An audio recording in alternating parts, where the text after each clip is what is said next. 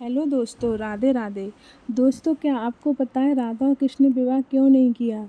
चलो इस वीडियो में सुनते हैं। राधा और कृष्ण ये दो नाम नहीं, एक अधूरा वाक्य है।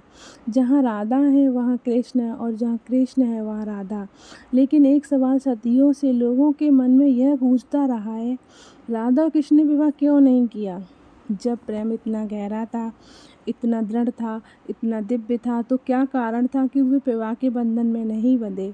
इस प्रश्न का उत्तर जानने के लिए हमें समझना होगा कि श्री कृष्ण और राधा का प्रेम सांसारिक नहीं बल्कि आध्यात्मिक था।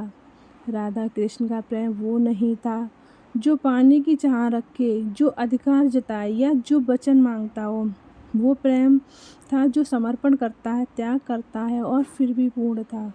कृष्ण का अवतार उद्देश्यपूर्ण था। वे केवल राधा के ही नहीं थे, वे संपूर्ण सृष्टि के थे। वहाँ उनका जन्म धर्म की रक्षा के लिए हुआ था, कंस के विनाश करने के लिए, पांडवों की सहायता के लिए, गीता का उपदेश देने के लिए। श्री कृष्ण का जीवन कर्मयोग का उदाहरण था, जहाँ व्यक्तिगत सुखों से ऊपर पूरे लोक का कल्याण था। और राधा कृष्ण की आत्मा थी। उनका प्रेम ऐसा नहीं था जिसे विवाह की मोहर चाहिए हो। वो तो उस स्तर का प्रेम था जहाँ देह नहीं, केवल आत्मा जुड़ती है। श्री कृष्ण ने स्वयं कहा था, राधा मैं हूँ और मैं ही राधा, हम अलग नहीं, एक ही हैं। अगर राधा कृष्ण विवाह कर लेते तो शायद उनका प्रेम एक सामाजिक बंधन बनकर रह जाता।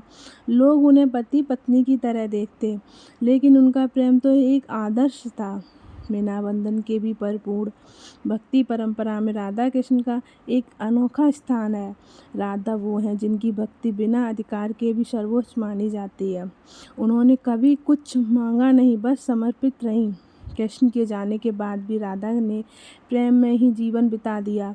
आज जब भी कृष्ण की मूर्ति स्थापित होती है तो राधा साथ होती है, चाहे उनका विवाह ना हुआ हो, लेकिन प्रेम में वो कभी अलग नहीं हुए।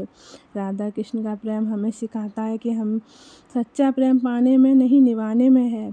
और हर रिश्ता विवाह की मोहर से नहीं बनता, कुछ रिश्ते आत्मा के स्तर पर होते हैं। श्री राधे गोविंद राधे।